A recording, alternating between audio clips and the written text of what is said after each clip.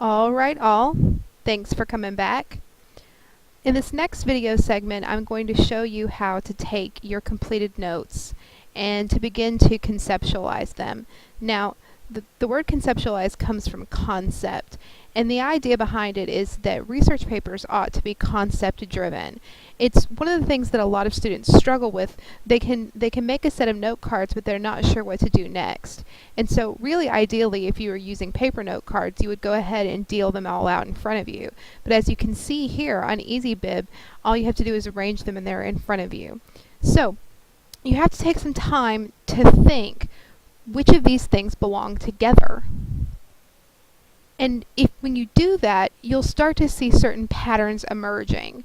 And one or two of your notes may not fit obviously. And you may have already started to see some relationships as you were creating those cards. But I have several note cards that I think definitely belong together. But let's just go ahead and go through the titles of each of my note cards real quick, and I bet you'll start to see a pattern emerge as well. I have a note card about one of his early ancestors.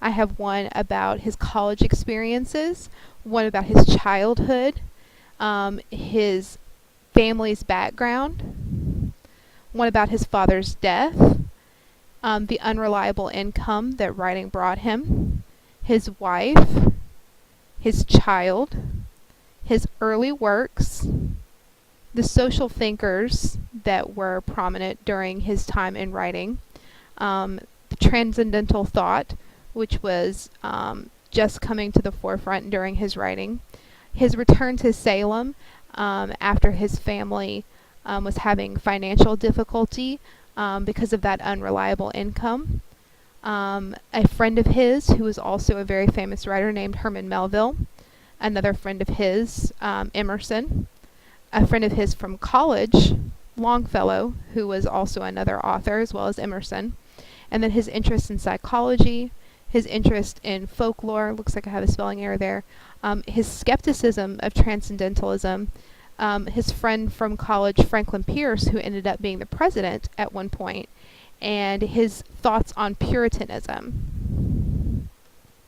So what I noticed, even while I was beginning to make these cards, is that I had quite a few cards on his personal life and his early life, as well as his family history. And then I was creating quite a few cards on his contemporaries and friends, and then quite a few cards also on his own personal beliefs and how they affected his writing. So again, if I was using traditional note cards, what I would then begin to do is organize those into piles. And I can do the exact same thing here on Easybib. So I'm going to go ahead and put his experience in college, and I'm going to take that and put it right on top of that card that I have on his ancestor, because I feel like that those things would group well together. And when I drop it on top, you'll see that it makes a group. And now it's untitled at this moment. It'll need to be titled later. And then I'm going to add his childhood card, his family background, his father's death. I like his wife in that one. Probably his unreliable income, which would also include his return to Salem.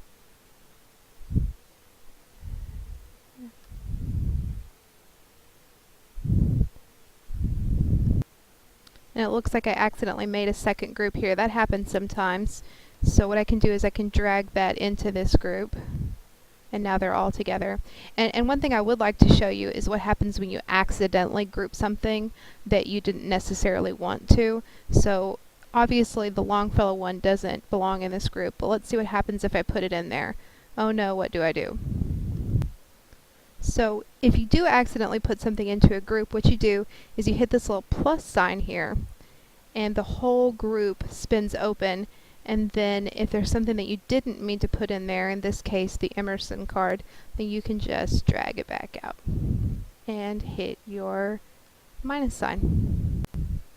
Okay, so now that I have all of my notes in that group, and I can change my mind at any time again and expand that and pull things out or add more things in, what I really need to do is I need to give it a name. And this is something that you really need to think about. because it should be reflective of what the group is, but it's also going to be a big part of the structure of your paper, and it's going to become part of your thesis. So some really good thought should be given to this. I've decided I'm going to call this Family and Personal History. And then click off of it, and it's got its name. So let's go ahead and group the others. I'm going to group Longfellow with Emerson, and Melville with them, and Franklin Pierce, and then probably the social thinkers one as well. And then I'm going to name that one Contemporaries and Friends, because contemporaries typically describes people of about the same time period that also do the same work as you, like Melvin and Longfellow were writers, but Pierce wouldn't really fit into that, and neither would some of the social thinkers at the time. Pierce, again, was his friend from college who became the president. So I decided to call it Contemporaries and Friends. And then we'll group the last one, which were all about his personal beliefs. And so I will name that group Personal Beliefs.